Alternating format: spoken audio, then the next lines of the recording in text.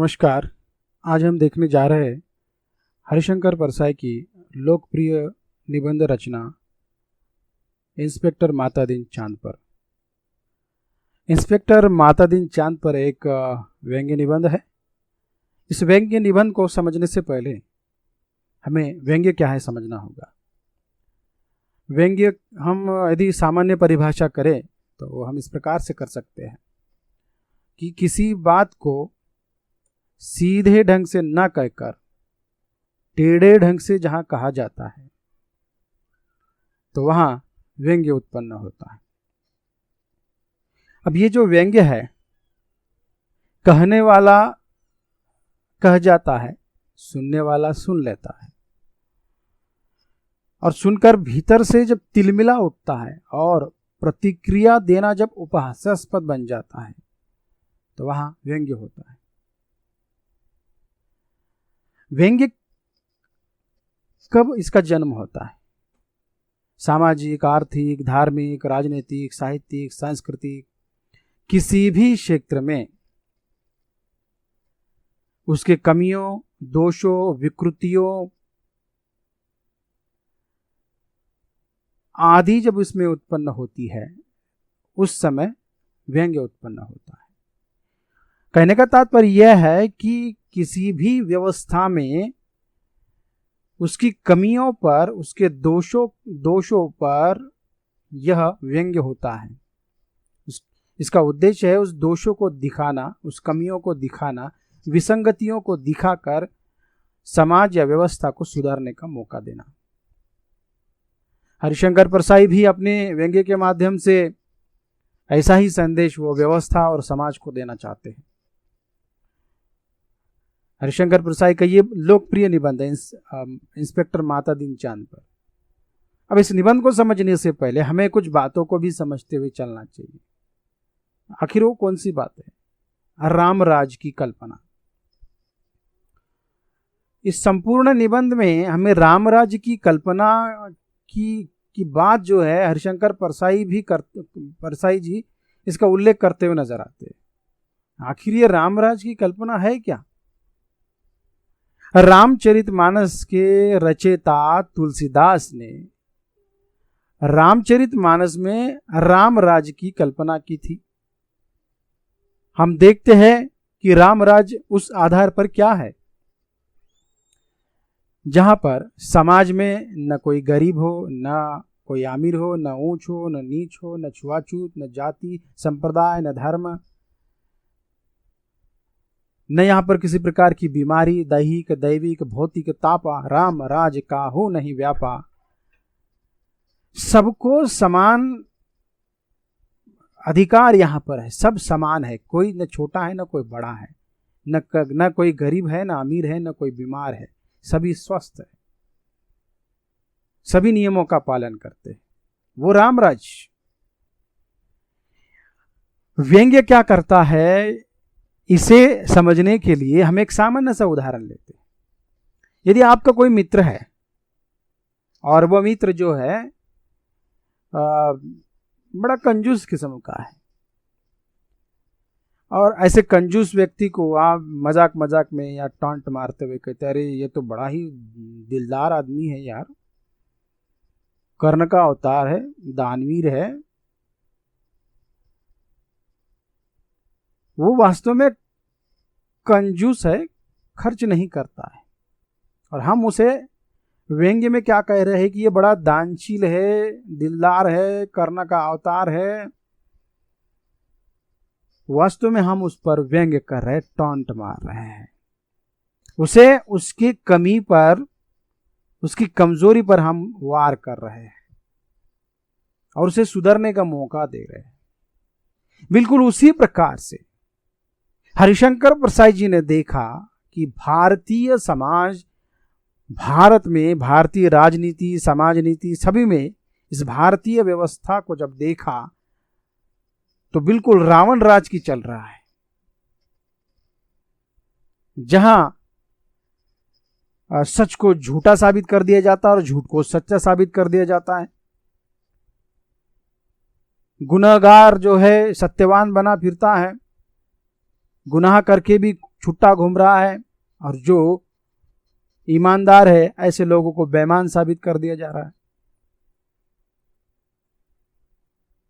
ऐसी एक भारतीय व्यवस्था है।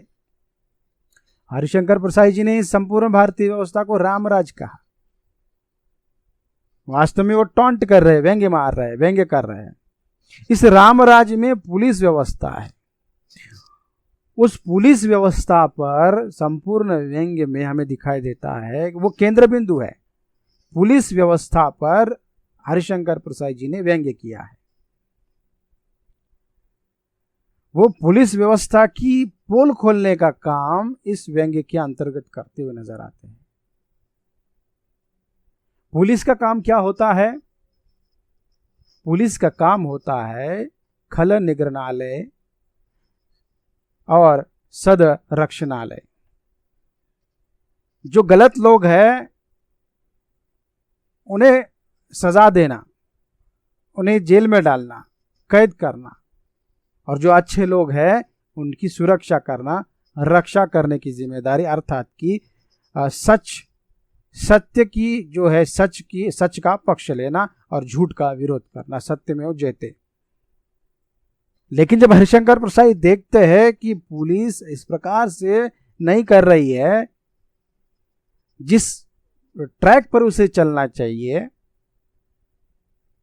वो उस रास्ते पर वो नहीं चल रही है, और पुलिस जो है गलत काम कर रही है, गुनहगार को छोड़कर बेगुनाहगार को पकड़ लेती है, और पुलिस की व्यवस्था की एक यंत्रणा एक एक मुद्दे को उठाते हुए वो सारे उसका पोल खोलते हुए चलते। पुलिस की भाषा, उसके तनख्वाह को लेकर,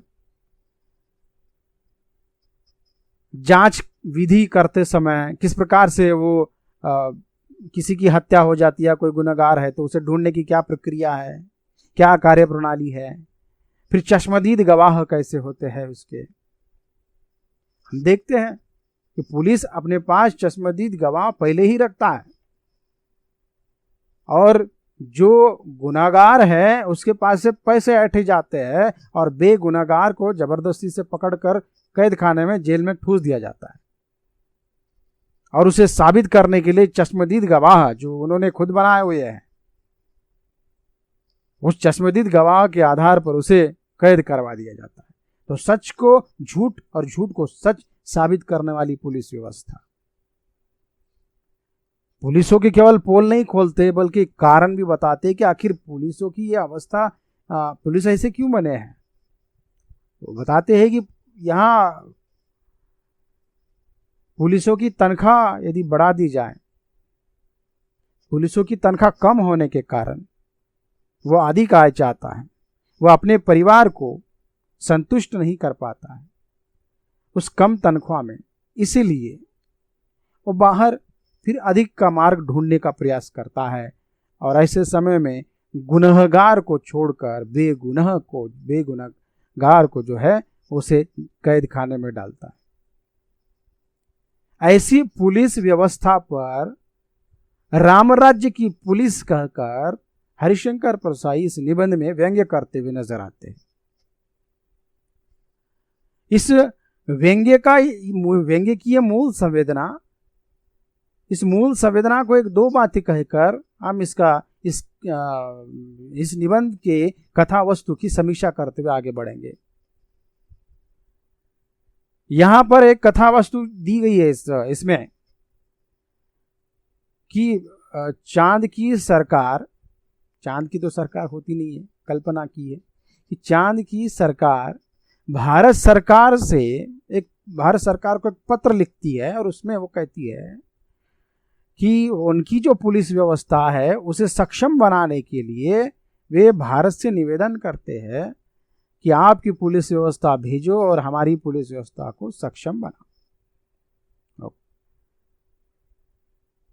और फिर हम देखते हैं कि यहाँ की पुलिस वहां जाती है, सच को झूठ, झूठ को सच साबित करती है, वहां की पुलिस को सिखाती है, और फिर इसका परिणाम ये होता है कि आम जनता जो है पुलिस से घबराने लगती है। और फिर हम देखते हैं कि चांद की जो सरकार है वहाँ का प्रधानमंत्री फिर से भारत के प्रधानमंत्री को पत्र लिखकर कहता है कि आप अपने इंस्पेक्टर को वापस बुला लीजिए। ये छोटी सी इसकी कथा वस्तु। आइए हम इस व्यंग्य निबंध को विस्तार से समझते हैं। इसे आसानी से समझने के लिए मैंने इसे 7 भागों में विभाजित किया है। यहाँ है चांद सरकार का भारत सरकार को पत्र, दूसरा है पुलिस की भाषा, तीसरा है तनख्वाह कम करके सक्षमता को बढ़ाया जा सकता है, चौथा जांच विधि में सुधार करना, पांचवा पुलिस की कार्यप्रणाली, छठा चश्मदीद गवाह और सातवां है चांद के प्रधानमंत्री का भारत के प्रधानमंत्री को खत। तो आइए हम आगे बढ़ते हैं। तो पहला है चांद सरकार का भारत सरकार को पत्र। आखिर चांद की सरकार क्या कह रही है, संदर्भ के साथ हम इस कथा वस्तु का अध्ययन कर रहे हैं। चांद सरकार ने भारत सरकार को लिखा था, यूं हमारी सभ्यता बहुत आगे बढ़ी है, पर हमारी पुलिस में पर्याप्त सक्षमता नहीं है।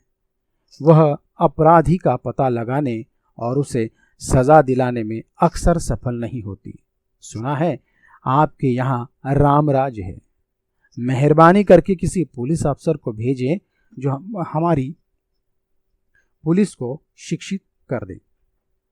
तो यहाँ पर हम देखते हैं कि इस निबंध में चांद की सरकार भारत सरकार को पत्र लिखकर उन्हें निवेदन कर रही है कि उनकी पुलिस व्यवस्था को सक्षम बनाने के लिए और अपराधी को पता लगाने के लिए, सजा दिलाने के लिए वो आपकी भारत में जो रामराज है उस रामराज में से पुलिस को वो वहाँ बुलाना चाहते हैं ताकि वहाँ उनके पुलिस को वो शिक्षित कर सके। ये आरंभ होता है, आरंभिक कथा वस्तु का आरंभ हम यहाँ देखते हैं। अब जब यहाँ पर पुलिस का चयन किया जाता है और उस पुलिस का नाम होता है इंस्पेक्टर मातादीन। इंस्पेक्टर मातादीन को जो है चांद पर भेजा जाता है।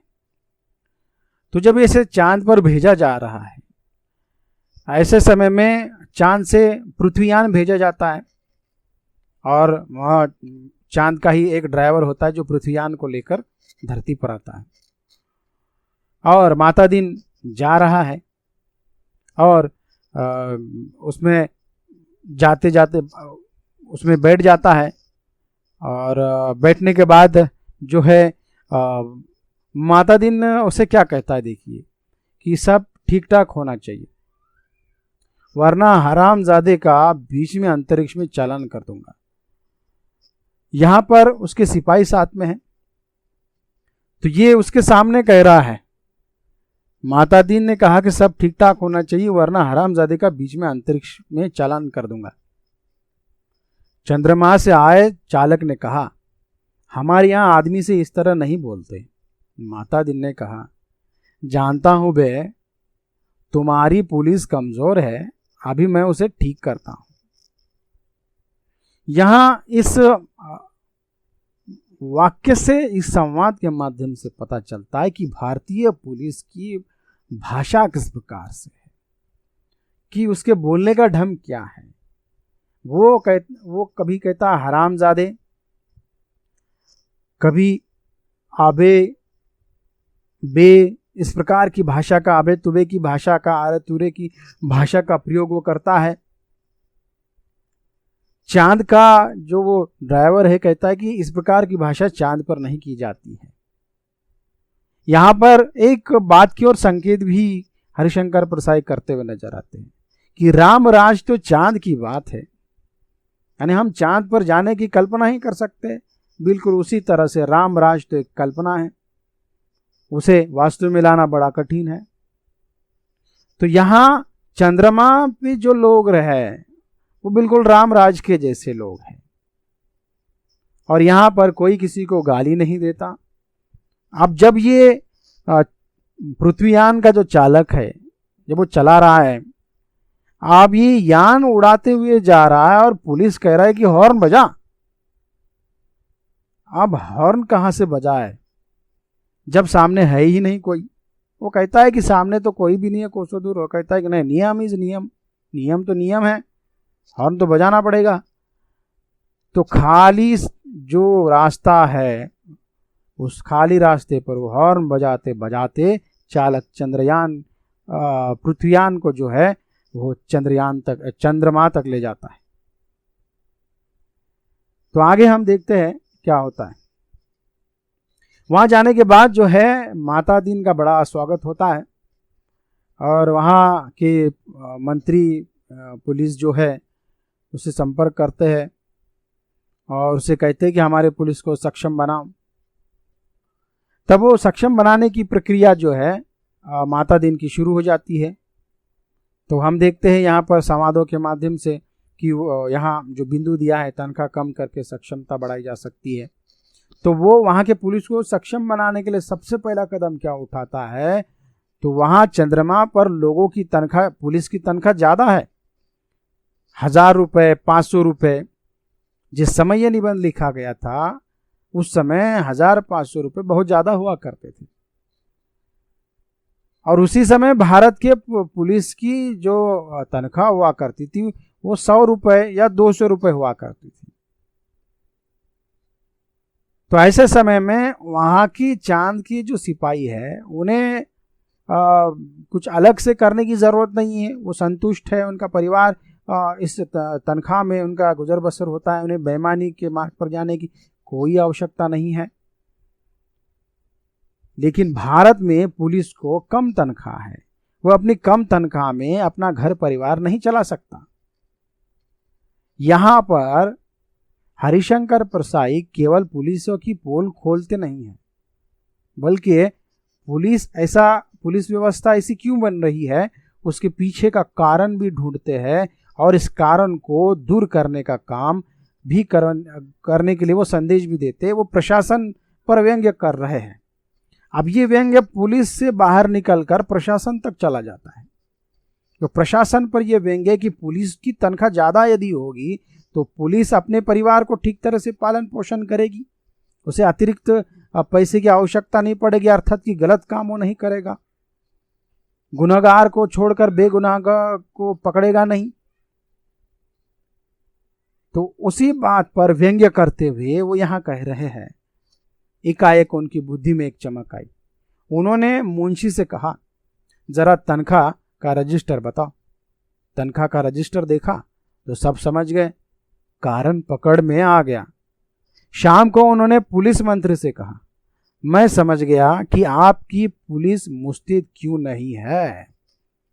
आप इतनी बड़ी तनख्वाहें देते हैं, इसीलिए सिपाही को 500, थानेदार को 1000। ये क्या मजाक है? आखिर पुलिस अपराधी को क्यों पकड़े? हमारे यहाँ सिपाही को 100 और इंस्पेक्टर को 200 देते हैं तो वे 24 घंटे जुर्म की तलाश करते हैं। आप तनख्वाहें फौरन घटा दीजिए। पुलिस को दी जाने वाली जो वेतन है प्रशासन की ओर से, उस प्रशासन की नीति पर व्यंग्य करने वाला यह वाक्य हमें यहाँ दिखाई देता है। और साथ ही पुलिस व्यवस्था के बिगड़ने का कारण भी वो यहाँ बता रहे हैं।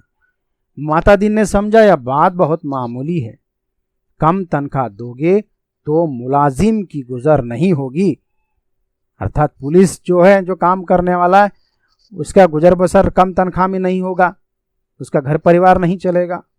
तो 100 रुपये में सिपाही बच्चों को नहीं पाल सकता, 200 में इंस्पेक्टर ठाट बाट नहीं मेंटेन नहीं कर सकता, उसे ऊपरी आमदनी करनी ही पड़ेगी। और ऊपरी आमदनी तभी होगी जब वह अपराधी को पकड़ेगा, गरज की वह अपराधों पर नजर रखेगा, सचेत, कर्तव्य परायण और मुस्तैद हो जाएगा। हमारे रामराज के स्वच्छ और सक्षम प्रशासन का यही रहस्य है। ये भ्रष्ट व्यवस्था, भारतीय भ्रष्ट प्रशासन व्यवस्था, राजनीतिक व्यवस्था पर यह व्यंग्य किया गया है कि रामराज के स्वच्छ और सक्षम प्रशासन का यह रहस्य है। यदि भारत में स्वच्छ और सक्षम प्रशासन सच में ही लाना है, रामराज लाना है, तो पुलिस वालों की तनख्वाह बढ़ा देनी पड़ेगी। यदि बढ़ा दी जाए तो उनका परिवार ठीक तरह से चलेगा, उन्हें अतिरिक्त आय की जरूरत नहीं पड़ेगी। तो यहां पर जब ये कम तनख्वाह उठा रहे हैं तो वो गलत काम बड़े ही ईमानदारी से कर्तव्य परायण होकर मुस्तैद होकर करते हैं। इस तरह से पुलिस जो है गलत काम करने लग जाती है।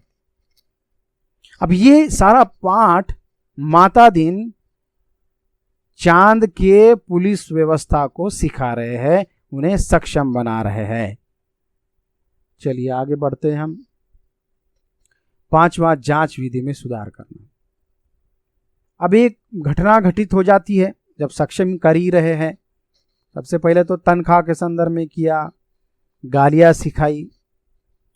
अब और एक बात हमें देखने को मिलती है कि चांद पर कहीं पर किसी एक व्यक्ति को लकड़ियों से पीट पीट कर मारा जाता है। अब ये गुनाह जो है, इस बात की कंप्लेंट जो है चांद के पुलिस थाने में की जाती है। तो माता दीन जो है वो स्वयं अपने हाथ में ये केस लेना चाहते, वो लेते हैं। वो कहते हैं कि ये केस मैं लूंगा और आपको बताऊंगा कि किस तरह से ये इन्वेस्टिगेशन किया जाता है और मामले को हल किया जाता है। वैसे भी माता दीन जो है बिना सबूत के गुनहगार को पकड़ते हैं और उन्हें जेल में डालते हैं, ऐसे उनके बारे में कहा जाता है, क्योंकि उन्होंने चांद के अंधेरे पक्ष का भी अध्ययन किया हुआ है। तो यहां पर उनके इन्वेस्टिगेशन का एक अलग तरीका है। वो सीधे जो है जिसने गुनाह किया, जो कातिल है, उसे ढूंढने की बजाय वो पहले सबूत ढूंढते हैं। हमारे यहाँ होता क्या है कि पहले सबूत ढूंढा जाता है वास्तव में जो है, और उसके बाद पहले गुनहगार को पकड़ा जाता है और फिर उसके सबूतों को ढूंढकर उसे साबित किया जाता है और फिर उसे सजा दी जाती है। तो यहां पर माता दीन का कुछ अलग है, वो पहले सबूत ढूंढना चाहता है ताकि वो सजा दे सके। अब उसका मानना है कि सजा किसी को भी क्यों ना हो, लेकिन सजा होनी चाहिए, चाहे वो गुनहगार क्यों ना हो या बेगुनाह क्यों ना हो, किसी ना किसी को तो सजा मिलनी चाहिए। तो जिसने यहां पर जिसे मारा जा रहा है, जिसने उसे बचाया है, उसके घर के सामने ये सब हो रहा है, पुलिस उसे ही पकड़ के लाती है और उसके जब वो बचा रहा है तो उसके शरीर पर खून के धब्बे पड़ जाते हैं। तो खून के धब्बे पड़ने के कारण जो है माता दीन उसी पर ही आरोप लगाता है कि इस हत्या में उसी का ही हाथ है। वो बहुत बार कहता है कि मेरा घर करीब था, मैं बचाने के लिए गया, मैं गुनहगार नहीं हूं, लेकिन माता दीन जो है जबरदस्ती से उसे गुनहगार साबित करने पर तुला हुआ है और उसे जबरदस्ती से गुनहगार साबित करता भी है। इसकी जांच विधि कुछ ऐसी है, आने वाले मुद्दे में हम देखेंगे कि और कौन कौन सी विधि का इस्तेमाल हो करता है।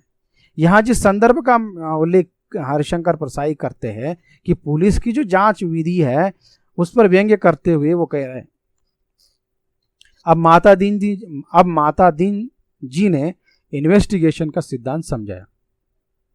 देखो, आदमी मारा गया है तो यह पक्का है कि किसी ने उसे जरूर मारा है, कोई कातिल है, किसी को सजा होनी है। सवाल है किसको सजा होनी है। पुलिस के लिए यह सवाल इतना महत्व नहीं रखता जितना यह सवाल कि जुर्म किस पर साबित हो सकता है या किस पर साबित होना चाहिए। कत्ल हुआ है तो किसी मनुष्य को सजा होगी ही, मारने वालों को होती है या बेकसूर को, यह अपने सोचने की बात नहीं है। मनुष्य सब बराबर है, सब में उसी परमात्मा का अंश है। हम भेदभाव नहीं करते, यह पुलिस का मानवतावाद है। दूसरा सवाल है किस पर जुर्म साबित होना चाहिए। इसका निर्णय इन बातों से होगा, क्या वह आदमी पुलिस के रास्ते में आता है, क्या उसे सजा दिलाने से ऊपर के लोग खुश होंगे। जांच विधि सजा दिलाने के लिए भी एक विशेष विधि बनाई गई है। क्या सामने वाला व्यक्ति बेगुनाह क्यों ना हो, यदि वो पुलिस के मार्ग में अक्सर आता है, उसके काम में अड़ंगे डालता है, या उसे अगर सजा देने से ऊपर वाले खुश हो जाते हैं, तो जबरदस्ती से जो बिना बेगुनाहगार है, बेकसूर है, ऐसे ही लोगों को गुनहगार साबित कर दिया जाता है। एक व्यंग्यात्मक शैली में इसे अभिव्यक्त करते हुए उसे पुलिस का मानवतावाद नाम से हरिशंकर परसाई यहाँ संबोधित करते कि पुलिस का मानवतावाद भी कैसा है, जो मनुष्य में भेद नहीं करता। वो चाहे मारने वाला हो या बेकसूर हो, वो किसी को भी वो सजा दे सकता है, जो मिला उसको सजा दे देगा। तो मनुष्य में भेद नहीं करेगा। उसकी नीति क्या है कि पुलिस के रास्ते में आ रहा है क्या, या ऊपर वाला इसे सजा देने से खुश हो जाएगा क्या, उससे बड़ा अधिकारी। ये जांच की विधि है उसकी। पुलिस प्रशासन के इस जांच विधि को पर व्यंग्य करता ये निबंध हमें यहां दिखाई देता है। आगे बढ़ते हैं कि कार्य प्रणाली क्या है। पुलिस की कार्य प्रणाली क्या है। एफआईआर बनाई जाती है और बीच में ही बदल दिया जाता है, एफआईआर बदल दिया जाता है। जब चाहे तब गुनाहगार ने अगर पैसे दे दिए, उसके फायदे की बात है, ऊपर वाला यदि बड़ा प्रशासन का व्यक्ति है, तो वो वहां पर बीच के पन्ने वहां से उखाड़ कर दूसरे पन्ने वहां पर डाल दिए जाते हैं। एफआईआर को ही बदल दिया जाता है, रोजनामता बदल दिया जाता है, गवाहों को तोड़ दिया जाता है। जो ईमानदार है, उसके जो गवाह है, उस गवाहों को हटाने तक की प्रक्रिया इस व्यवस्था के द्वारा की जाती है। ऐसी कार्य प्रणाली हरिशंकर परसाई ने इस व्यवस्था को बहुत गहराई से देखा था। उन्होंने देखा एफआईआर बदलना, बीच में पन्ने डालना, रोजनामचा बदलना, गवाहों को तोड़ना, ये सारी बातें उन्होंने चांद के पुलिस व्यवस्था को सब सिखा दिया है। कार्य प्रणाली कि जितना गलत हो सकता है, सारी गलत बातें उन्होंने वहां सिखाई है। और इसे ही व्यंग्य करते हुए हरिशंकर परसाई ने इसे राम राज्य की पुलिस कहा, टॉन्ट मारा। कभी वो ऐसी कार्य प्रणाली को लेकर वो इसे पुलिस का मानवतावाद कहती है, कभी ऐसी इसे कार्य प्रणाली कहते हैं, कभी उसे स्वच्छ और सक्षम प्रशासन व्यवस्था कहते हैं। रामराज की स्वच्छ और सक्षम प्रशासन व्यवस्था कहकर उस पर व्यंग्य करते हैं। तो इस प्रकार की कार्य प्रणाली जो है हमें दिखाई देती है। गुनाहगार सच को झूठ और झूठ को साबित करने में पुलिस जो है हमें यहां दिखाई देती है। तो उसके लिए फिर कोर्ट में उसे साबित करना पड़ेगा पुलिस को। उसके लिए चश्मदीद गवाहों की आवश्यकता पड़ेगी। तो ऐसे समय पुलिस जो है चश्मदीद गवाहों को अपने पास रखता है पहले से ही, कि जब उसे जरूरत पड़े वो अपने चश्मदीदों को, डुप्लीकेट चश्मदीदों को बुला लेता है और जो बेगुनाहगार है उसको गुनाहगार साबित कर देता है। यहाँ इस में एक छोटी सी जो कहानी बताई गई थी कि एक व्यक्ति को पीट कर मार दिया गया, जिसने उसे बचाया उसी को पकड़ लिया गया। वो कह रहा है कि मेरी इसमें कोई गलती नहीं है, मैंने कुछ नहीं किया है, मैंने हत्या नहीं की, मैंने नहीं मारा है। अब उसे साबित करना है तो चश्मदीद गवाह उसे पूछता है कि कोई चश्मदीद गवाह है तेरे बेगुनाह होने का। वो नहीं कहता है, लेकिन माता दिन अपने चश्मदीद गवाहों को बुलाकर उसे गुनहगार साबित किस प्रकार से करता है, और ये चश्मदीद के द्वारा बेगुनाह को गुनहगार किस प्रकार से साबित किया जाता है, चांद के पुलिस को माता दिन सिखाता है। ये बहुत बड़ा व्यंग्य है, बहुत बड़ी वास्तविकता है, तात्कालीन वास्तविकता। वर्तमान भी इससे बदला नहीं है, अछूता नहीं है। इसी प्रकार की बातें कई जगहों पर देखने को मिलती है। कुछ ईमानदार पुलिस व्यवस्था या कुछ ईमानदार पुलिस को छोड़ दे तो बाकी की जो पुलिस व्यवस्था है, बिल्कुल हरिशंकर परसाई जी ने जिस प्रकार से पुलिस के बारे में जो बताया है, जो व्यवस्था, जो व्यंग्य कसा है, वो सारी बातें जो है हमें यहाँ देखने को मिलती है। चश्मदीद गवाह के संदर्भ में देखिए माता दीन ने क्या कहा। माता दीन ने कहा, कहेगा समझ में नहीं आता, कैसे डिपार्टमेंट चलाते हो।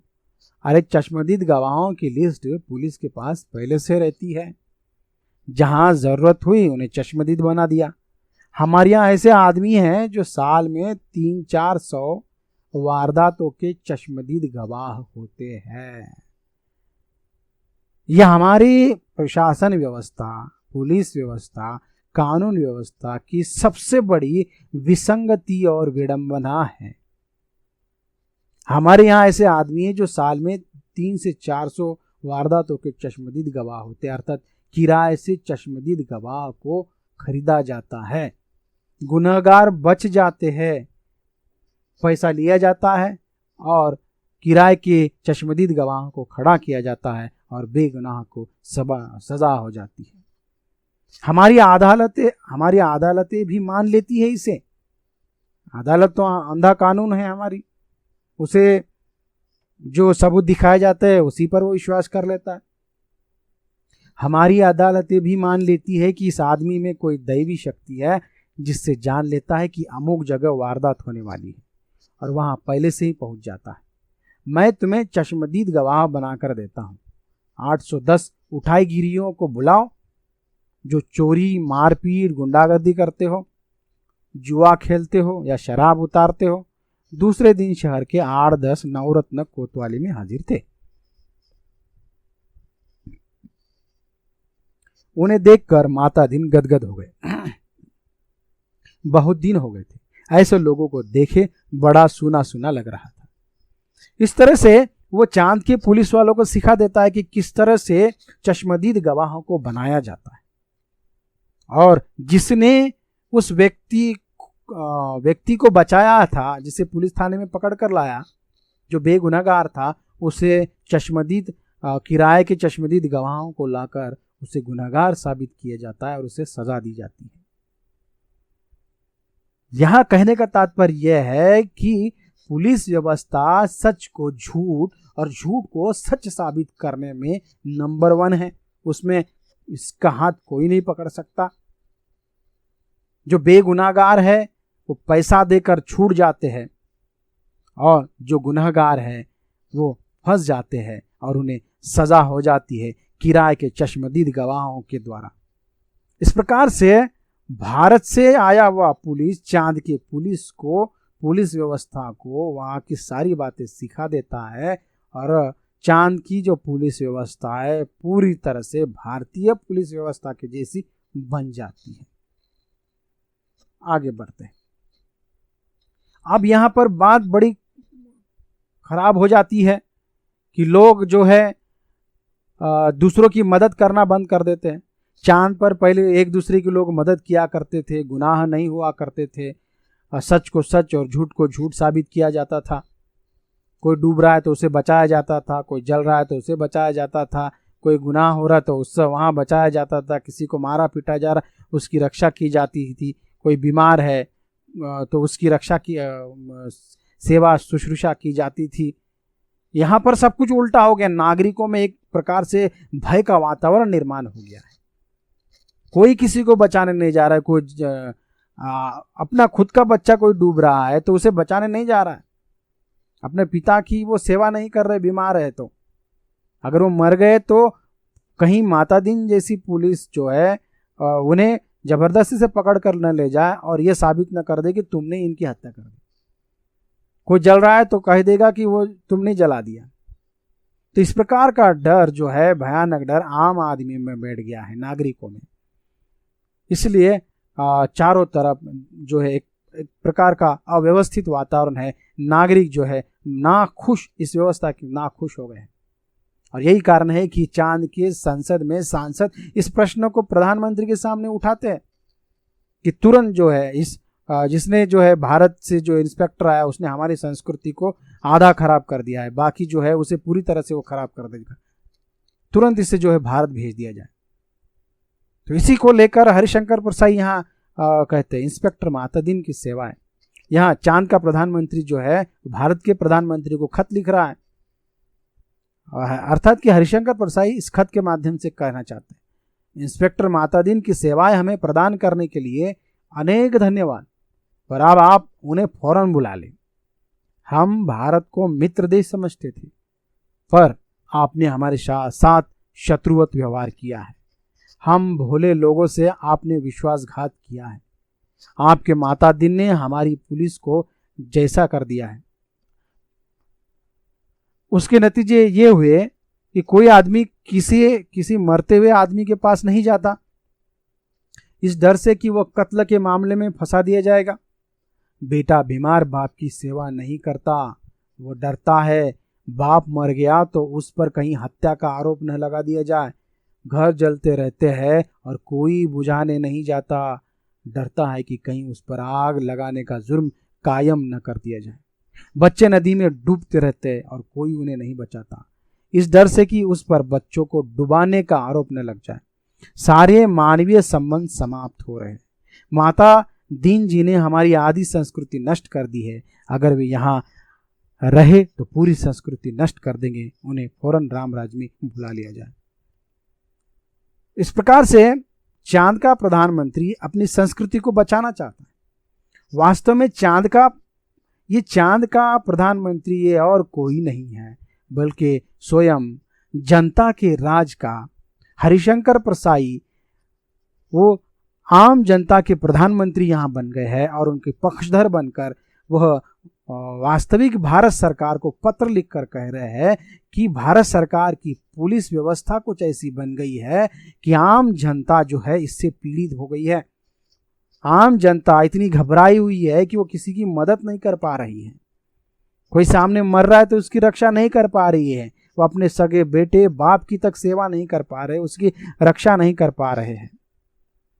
ऐसी भयानक अवस्था पुलिस व्यवस्था की हो गई है। वह आम जनता के पक्षधर बनकर ये चांद की सरकार या चांद का लोग दूसरा और कोई नहीं है, बल्कि ये आम जनता, जिसे उन्होंने भोले लोग कहा है। ये भोले लोग माने ये आम लोग हैं जिसके साथ भारत सरकार ने अर्थात कि प्रशासन ने, पुलिस व्यवस्था ने विश्वासघात किया है।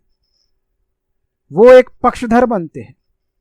आम जनता, जिसे वो चांद की सरकार या चंद्र लोग कहते हैं, हम आम भोले लोग हमारे प्रधानमंत्री के रूप में हरिशंकर परसाई प्रतिनिधित्व करते हुए भारत सरकार के प्रधानमंत्री के सामने आम जनता की समस्या को रखते हैं कि इस पुलिस व्यवस्था किस प्रकार की ये पुलिस व्यवस्था है कि जो सच को झूठ और झूठ को सच साबित करती है और गुनहगार पैसे देकर बच जाते हैं और पुलिस वाले जो है पैसा अपने पास भर लेते हैं और बेगुनाहगारों को सजा देते हैं। और इसका नतीजा ये हुआ कि आम नागरिकों में एक भय का वातावरण निर्माण हो गया कि आम नागरिक जो पहले उसमें मानवीय संबंध थे, दूसरों की रक्षा की, वो मानवीय संबंध कहीं ना कहीं वो टूटते जा रहे हैं।